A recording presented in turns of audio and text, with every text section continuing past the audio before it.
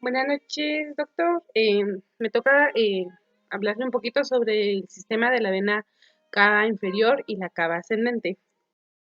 La vena ilíaca externa dice que esta es una vena de tipo inferior que está formada por la unión de las dos venas ilíacas comunes. El origen, trayecto y relación de esta vena, que esta es la continuidad de la vena femoral a la altura de del ligamento inguinal, terminando en la unión con la vena ilíaca interna. Su origen es en la parte media a la arteria, situándose de forma gradual y o posterior. Como vemos en esta pequeña imagen, observamos a la vena ilíaca externa de parte derecha y una izquierda. Las ramas colaterales de esta vena dice que estas se dividen más que todo en dos, en una vena epigástrica inferior, que esta recibe a la vena del plexo testicular posterior y a la vena cremástica. Donde estas se anastomosan es a base de cuatro estructuras: en la vena torácica interna, epigástrica superficial, obturatrices y otras venas portas hepáticas. La vena ilíaca interna o vena hipogástrica, que también es llamada, esta es voluminosa, corta, se encuentra en el tronco arterial al cual acompaña o teniendo una parte izquierda o derecha. Esta más que todo principalmente se presenta de parte lateral. Mide a un aproximado general de 1 a 1.5 inferior y anterior a la bifurcación de las arterias ilíacas comunes, eh, y estas son avalvulares. Las ramas de origen, estas corresponden a las ramas terminales de la arteria, que estas a su vez se dividen en ramas viscerales y ramas parietales. En hombres solamente recibe una vena bisecal y en rectal media. En mujeres, estas existen además venas uterinas y venas vaginales. En los hombres, por lo general, se aprecian cuatro plexos: el plexo venoso prostático, venoso vesical, venoso seminal y el plexo venoso rectal. Son cuatro tipos de plexos que se observan en el hombre. En la mujer se observan por lo general uno más, o sea, cinco. Está el plexo venoso periuretral o Sartorini, plexo venoso vesical, venoso vaginal, venoso uterino, venoso rectal. Estos plexos venosos uterino y vaginal, estas se confunden, o sea, se unen y forman así al plexo uterovaginal. En el hombre, este plexo venoso prostático está situado en la cara anterior y lateral de la próstata. En las mujeres, el plexo venoso periuretral se encuentra alrededor de la uretra. Las estructuras que reciben estas otras estructuras, por ende, son la vena dorsal profunda del pene o vena dorsal profunda del clítoris, las venas retropúbicas y las venas vesicales anterior y las venas de la próstata. El plexo venoso vesical cubre la cara lateral de la vagina. Esta nace del plexo, del plexo específicamente del plexo seminal y de la parte lateral del plexo venoso prostático o periuretral. El plexo venoso uretral y vaginal presenta continuidad entre sí, constituyendo en conjuntos dos plexos venosos uterovaginales. Las venas uterinas nacen del plexo venoso uterino a la altura del istmo del útero. Dice que la vena ilíaca común está constituida por la unión de las venas ilíacas externa e interna. La vena ilíaca común derecha, como también tenemos izquierda, la derecha descansa sobre el músculo del psoas mayor y la izquierda es el principio posterior y medial de la arteria ilíaca común izquierda.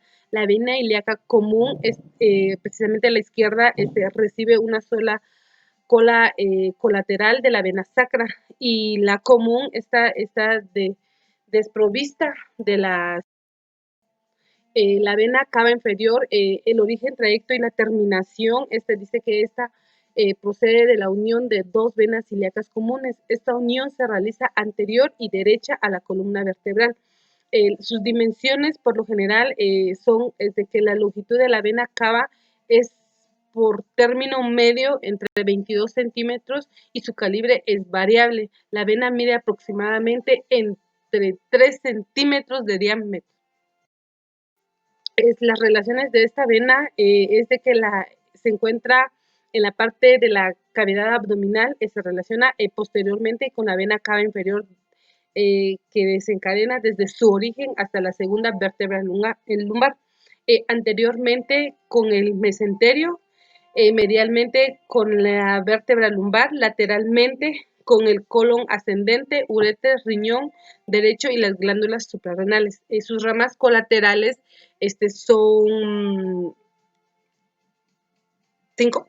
La vena lumbar, la vena renal, la vena suprarrenal derecha, la vena testicular u ovárica derecha y las venas hepáticas de las venas frénicas inferiores. La vena lumbar, dice que esta vena es un tipo de vena satélite por las arterias lumbares. Estas por lo general presentan una disposición idéntica a las arterias. Y las venas renales son 3 a 4 ramas venosas que se proceden del riñón, que se unen a la altura del ilion o cerca de un tronco o de la vena renal. La vena renal recibe por lo general a la vena suprarrenal inferior, a la vena capsular de la cápsula adiposa del riñón y a las ramas uretéricas. Las venas suprarrenales de las venas suprarrenales son generalmente dos, izquierda y derecha. La vena testicular u ovárica procede del testículo y del epididimo. Las venas del testículo, del cuerpo y de la cabeza del epididimo descienden en el escroto. La vena ovárica, esta se origina en el territorio de las arterias ováricas y una pequeña porción de la arteria uterina. Las venas hepáticas son venas que se originan en el hígado y conducen a la vena cava inferior desde la sangre que llega a las glándulas a través de las arterias hepáticas y de la vena porta. La vena hepática, por lo general, se presenta una izquierda, una derecha. La derecha es voluminosa y recibe sangre del lóbulo derecho y la izquierda tiene su origen en el lóbulo izquierdo, en el lóbulo cuadrado y en el lóbulo caudado. La vena frénica inferior dice que este es un tipo de vena que por lo general está acompañada por arterias frénicas inferiores que reciben a su vez a la vena suprarrenal superior y desembocan en sí por medio de un tronco único en la cara anterior de la vena cava o a la altura del orificio diafragmático. Ahorita nos toca hablar un poquito sobre el sistema de la vena porta hepática. Dice que este sistema se encuentra en un tronco o conduce al hígado la sangre venosa de todas las partes infradiafragmáticas del tubo digestivo, del vaso y del páncreas. La vena porta hepática procede de la unión de tres luminosas venas, la vena mesentérica superior, la vena esplénica y la vena mesentérica inferior. Todas estas venas forman en sí el sistema portahepático que carece de válvulas. Las venas mesentéricas superiores, la disposición general de la vena mesentérica superior es análoga a la de las arterias. Ascienden en el mesenterio a la derecha y un poco anterior a la arteria. Sus ramas son la vena yeyunales e ilíacas y las venas cólicas derechas. La vena yeyunal y la vena ilíaca se originan en el arco análogo a lo de la arteria mesentérica. La vena esplénica nace en la unión de la vena que procede del ilion al vaso y se dirige de lateral a medial en sentido inverso a la arteria esplénica. La vena mesentérica inferior está formada por la unión en sí de las venas rectales superior, así que estas en sí ascienden a lo largo y a la izquierda de las arterias mesentéricas inferiores. La vena porta hepática, su origen, trayecto y dimensión, estas proceden de la unión de la vena mesentérica superior a la vena esplénica, la cual frecuentemente ya ha recibido a la vena mesentérica inferior. Sus ramas colaterales de la vena porta son la vena gástrica izquierda, la vena gástrica derecha y la vena pancreatoduodenal superior posterior y posterior. Las relaciones de la vena porta hepática se consideran en 3 segmentos, que son inferior a superior, un segmento retropancreaticoduodenal, un segmento omental o un segmento portahepático o segmento terminal. Las ramas terminales de esta vena son una izquierda.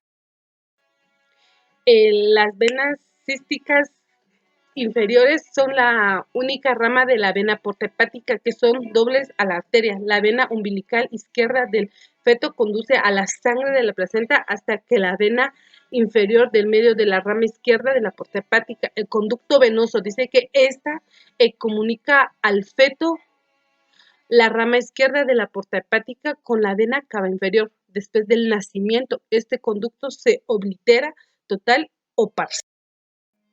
La vena porta accesoria son, digamos, son 6, que son la vena omental o vena epiploica, que procede del aumento menor y que se introduce en el espesor de los bordes de la porta hepática. La vena cística profunda, que este es un número de 12 a 15, nacen en el extremo anterior y en la parte superior de la vesícula biliar y termina en la porción continua del hígado. La vena frénica, que esta en sí procede de la cara inferior del diafragma y se origina en el hígado por medio de los ligamentos coronarios y falciformes. La vena de los ligamentos falciformes y coronarios que confunden con la vena de los grupos procedentes, la vena porta hepática, que nace en el porta hepático de las paredes de las venas y de los conductos biliares, y las venas paraumbilicales, que tienen en sí su origen en la pared abdominal